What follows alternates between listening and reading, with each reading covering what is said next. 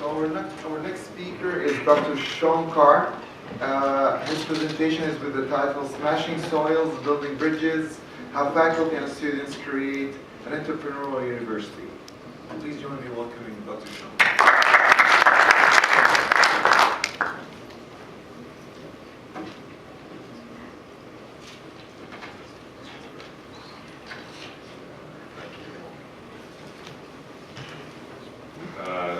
Thank you for the kind introduction. Thank you, Wael, and to the university for offering me this opportunity to return for the second entrepreneurship forum this year. It's a pleasure to be here. It's a great series of discussions so far. Like Bernie, I'm not used to standing behind a podium, but I've learned my lesson from watching him, so I'm going to stay right here. I'm also not used to it because at our business school we adhere to the case method, the Socratic method. I'm much more interested in hearing what you think and what you have to say, but Wael said the rules are I need to give a talk. But at a certain point I'm going to actually prompt your opinion on a few things. So just a little preface as we get there. So thank you for that. Boy, I think you're hearing so far many themes that are starting to align. I know I have seen lots of connections. It's great to be going at this time of the day. Hopefully everyone's relaxed, well nourished, but at the same time, I was rather anxious that by this time of the day, everything would have been said. So I tried to be careful with my remarks and my slides. Let me start with the university, the modern university. University is an institution that is as extraordinary as it is enduring. Now, the modern university, and I would include the University of Virginia going back to the early part of the 19th century to King Fahd University of Petroleum and Minerals in that category. These are institutions dedicated to learning, to ideas, and to advancing society. That's a really powerful idea. It's a really powerful thing that we actually have today, and we celebrate it. And many of these institutions, and I refer to my own, but this one as well, are founded on the loftiest of principles. University of Virginia, for instance, founded by Thomas Jefferson. He said, this institution, referring to UVA, this institution of my native state, the hobby of my old age, will be based on the illimitable freedom of the human mind to explore and to expose every subject susceptible of its contemplation. That's a pretty powerful idea, and he had put forth this idea for the university as a way to inspire the education of then young men, but now all young people, to become better participants in the democratic system. But now, we're here to talk not just about universities, or not about Thomas Jefferson, but about the Entrepreneurial University. And that had me thinking. I gave this quite a bit of thought. I often give it quite a bit of thought since it's part of my job, to think about how entrepreneurial a university can be.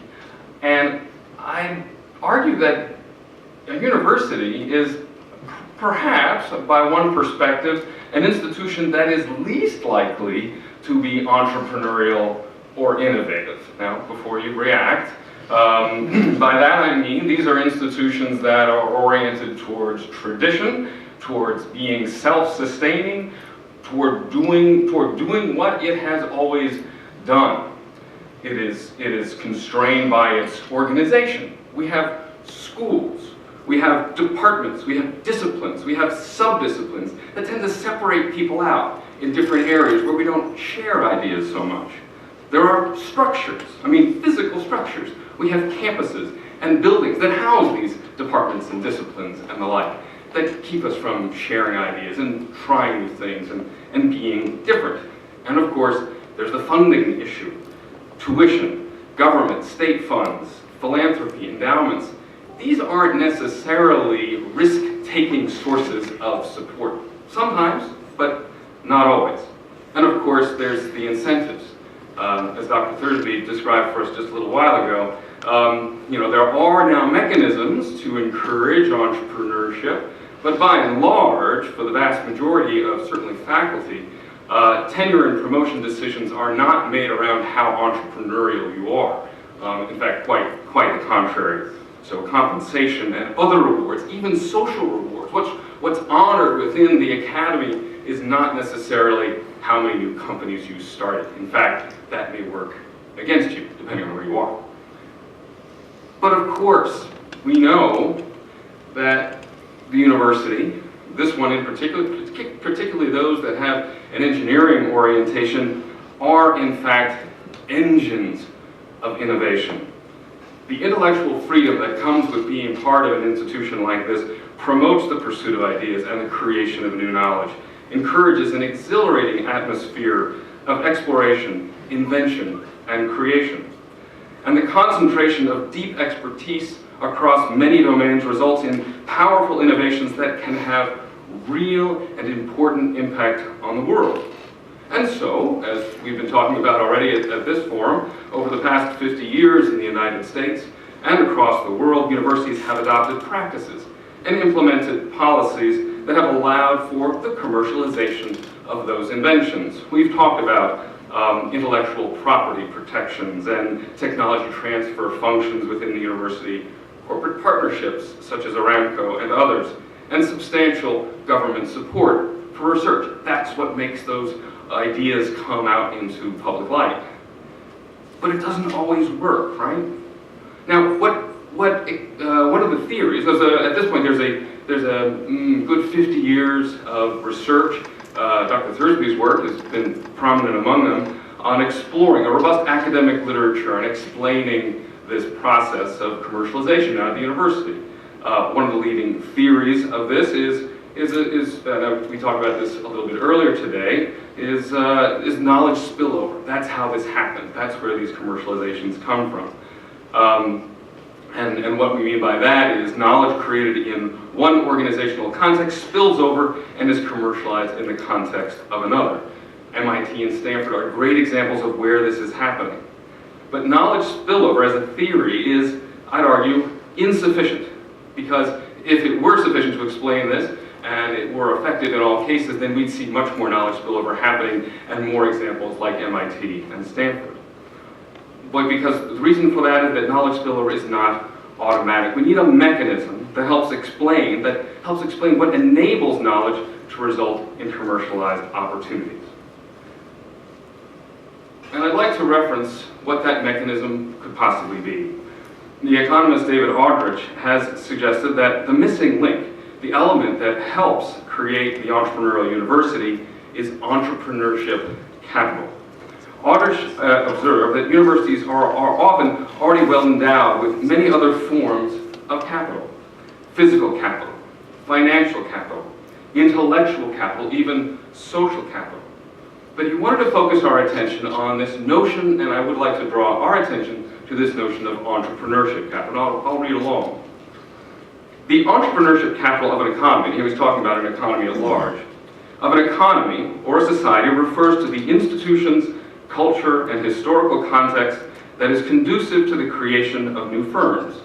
This involves a number of aspects such as social acceptance of entrepreneurial behavior, but of course also in individuals who are willing to deal with the risk of creating new firms, and the activity of bankers and venture capital agents that are willing to share risks and benefits involved. Hence, entrepreneurship capital reflects a number of different legal, institutional, and social factors and forces.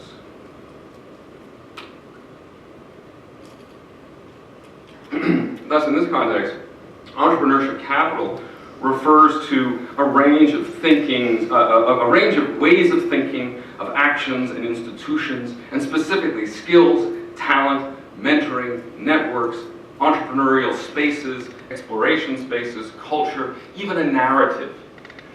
And we've heard about some of those ideas today.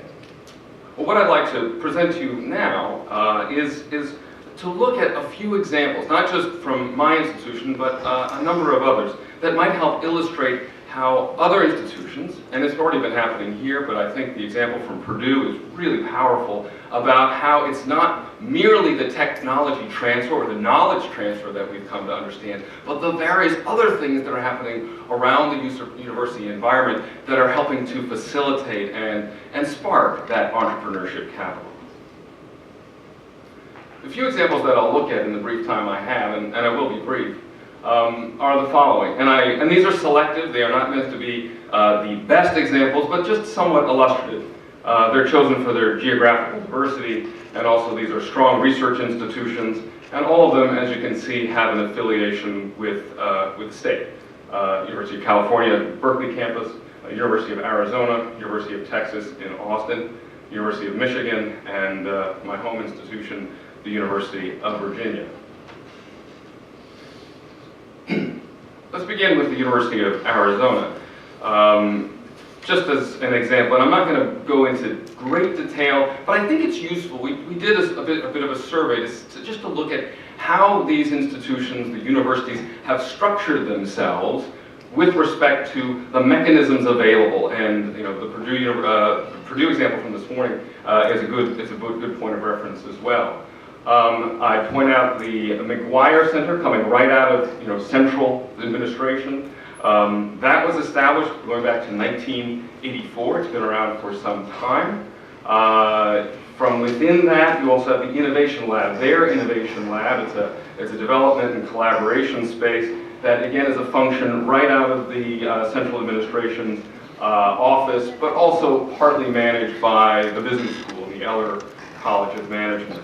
Now, down at the lower right, I also point out that there is a true incubator, but the incubator really resides more within the tech transfer office, which is a very different kind of structure than, so it's partly affiliated and associated with the Center for Entrepreneurship, but it really is a separate function that lives within the tech transfer office. The next example I'd like to share is the University of California at Berkeley. Ed Tackett is here from UC Irvine, so he could probably provide more detail than I'm providing here, but just at a very high level. There, the incubation function, the Skydeck, this collaboration, was really part of a joint effort of the business school, the graduate business school at UC Berkeley, the Office of for the Chancellor, Vice Chancellor for Research, and the College of Engineering. They all came together to create that initiative. Again, then the business school does have an entrepreneurship center, but that's not really directly linked to the incubation function there through what they call the Skydeck. And then the School of Law on the right-hand side, and then this Entrepreneurs Council, this alliance of entrepreneurship-related organizations, is providing support to the Skydeck. So it's a very centralized model, but again, using collaboration across the schools to make that happen. Next example I'd like to share is the University of Texas in Austin.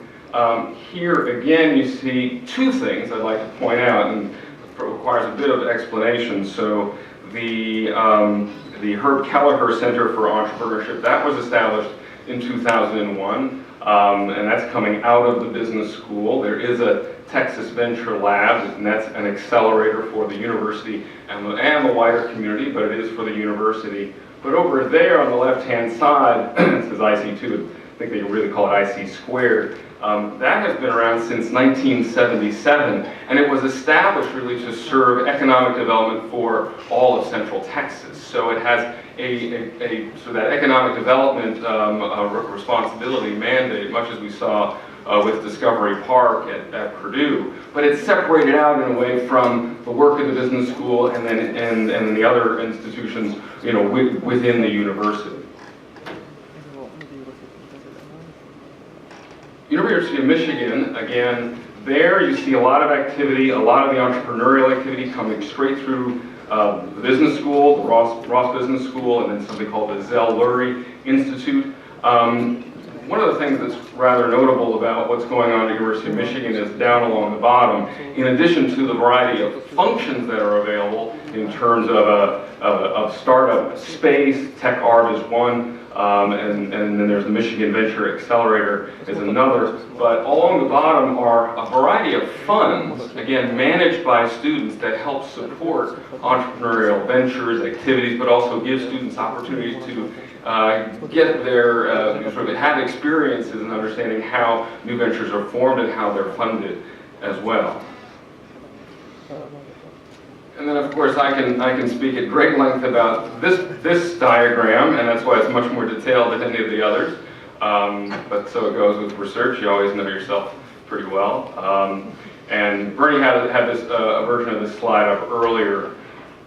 Here, the model is so you see University of Virginia right at the top. So that's what I refer to as central administration. And then Bernie pointed out, if you draw a straight line down, at that level, that next level down, are basically various schools that have gotten into the game of entrepreneurship in one way or another. The Batten School of Public Policy, School of Engineering, the Darden Graduate School of Business, and McIntyre, which is the undergraduate school of business. And each of them now have either a center or an institute. I'm the executive director of the Batten Institute, and Bernie leads the technology entrepreneurship program within engineering, and then there's social entrepreneurship.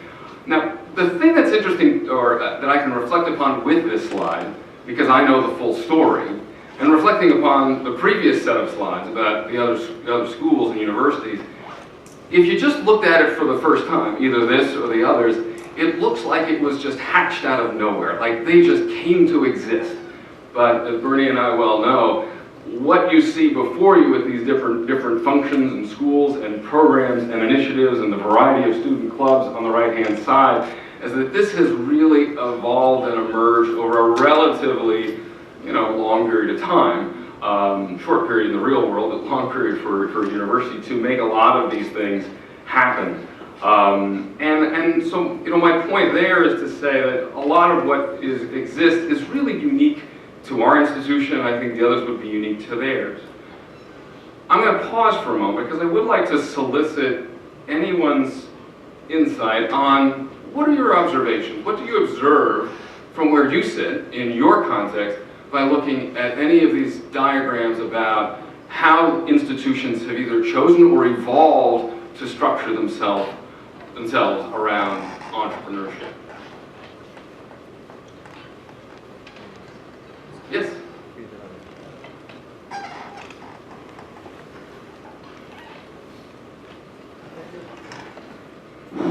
Thank you very much. I like to have a dynamic web.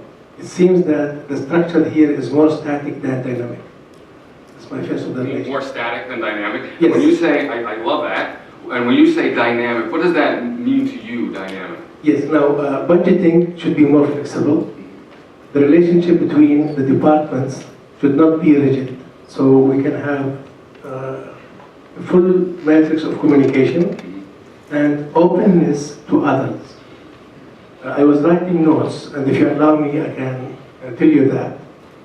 We talk about, the previous talk talked about three main colleges, not departments, to get to entrepreneurship.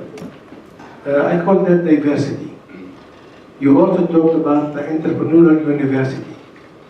So we have diversity, and we have interdisciplinary, and we have the Entrepreneurial University. I coined the word entrepreneurial multiversity. And I think... I like that. Yes, I think that the time is right to go internationally, because we need diversity even in culture and in markets, to have real partnership between American institutes and this institute as a pilot study on this entrepreneurship multiversity or going global. So this is Have you trademarked that? Because if you haven't... Yes, I wrote it and I'll share it with you. Thank you. That's a terrific observation. I'd like to explore that further, but before we do, anybody else? Did you want to? Yeah.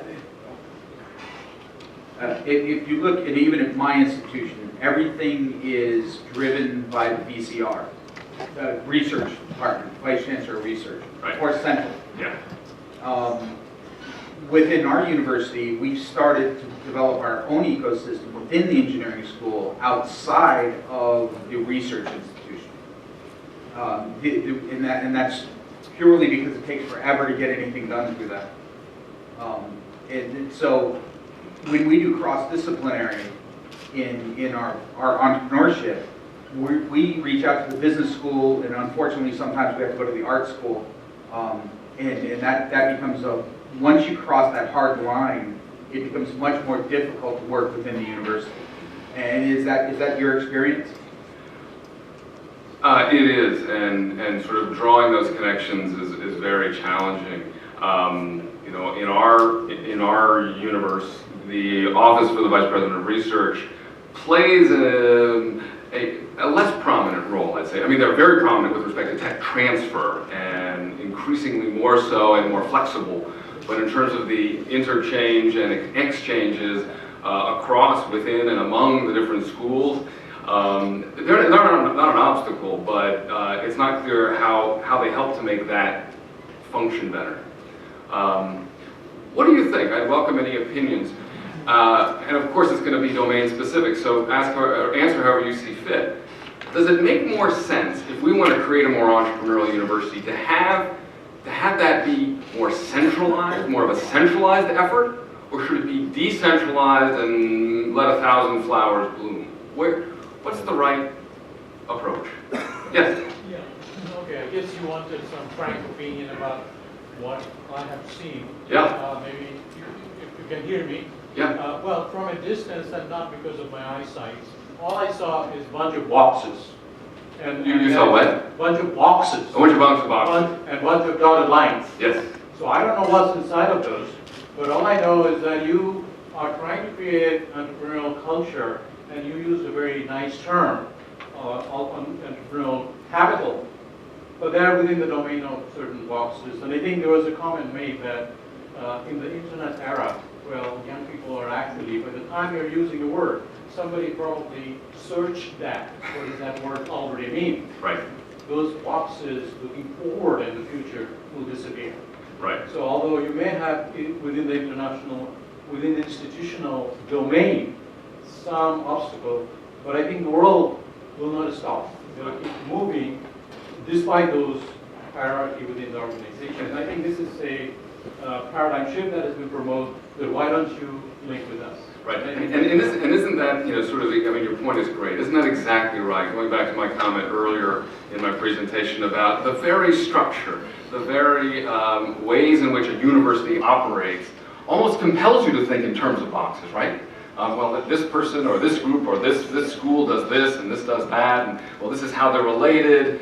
But it's never quite clear how we kind of make those connections happen more fluidly, which is, I think, the point that you're trying to make. I'm mindful of the time, but please, go ahead. I'm going to wrap up in a second, but please. So, don't you think it's time now to shape the foundation of this structure a little bit to make the real change? This question was, don't you think it's time to shake the foundation, right, and change the structure? Well, you can probably tell from my tone, yes. And then the question is how. There is no singular answer. Now, a few have researched this.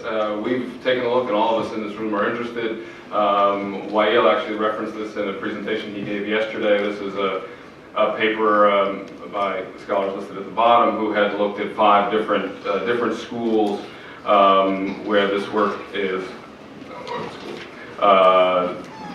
These scholars looked at Babson, the case studies looking at Babson, EM Lyon, University of Southern California, also UT Austin, Tecnológico de Monterrey, and the National University of Singapore. Basically just looking at a series of case studies, not necessarily definitive, but their insights were the following about how to help move the entrepreneurial university, the idea of an entrepreneurial university forward.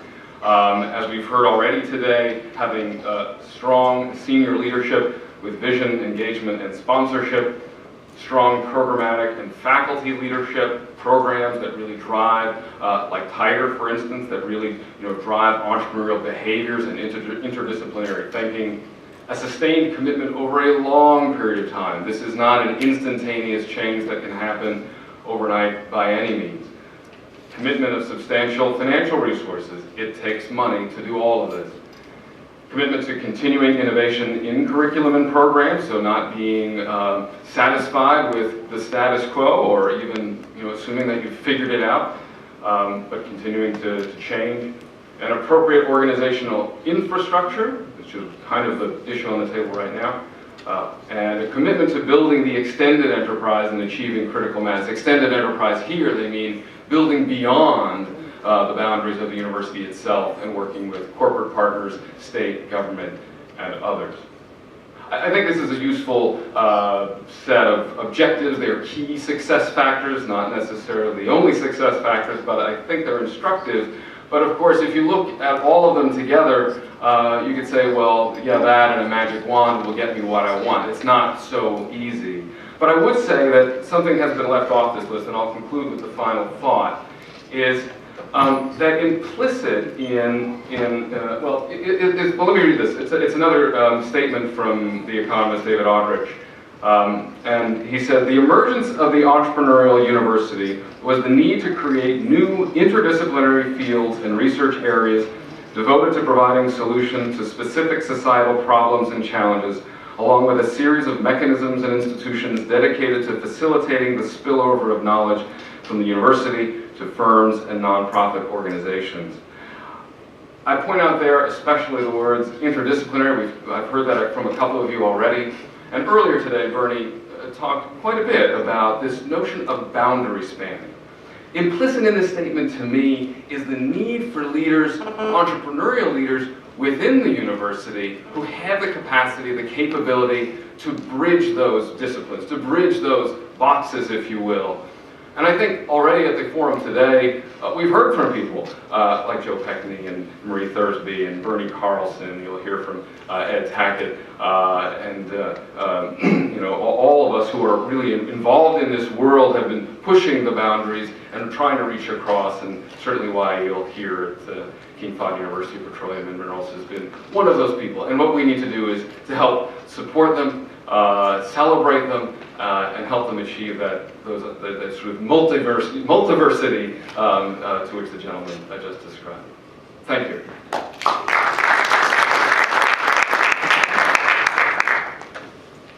Do you need to move on?